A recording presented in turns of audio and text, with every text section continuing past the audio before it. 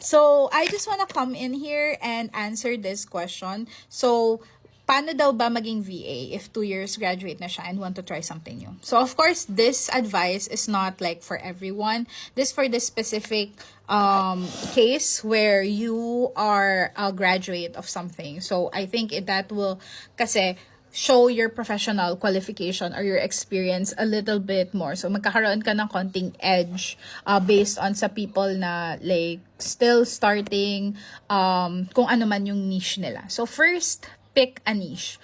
Ano ba yung skill set mo, ano yung maitutulong mo, maibigay mong value sa client. And then once you have that niche, hone kung ano yung mga kailangan mo na apps, software na kailangang aralin.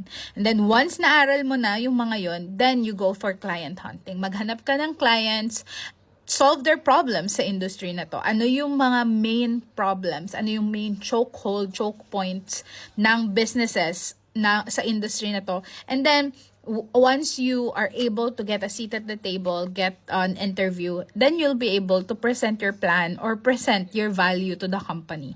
So usually ganun talaga yung magiging process mo. So now that you have like a professional qualification or like you have a diploma to show na you've studied and you are, you know, like in this industry, kailangan mo pa rin nung skill set or like awareness dun sa mga software na kailangan gamitin. And then, tsaka ka pa lang, pwede maghanap ng clients. Of course, some people jump into maghanap agad ng clients, but then, hindi sila na-hire. And but hindi sila na-hire kasi some softwares never tried before. Some softwares, they don't know what they're talking about. So, you have to know what you're talking about and just real talk lang. Like, you cannot fake it till you make it.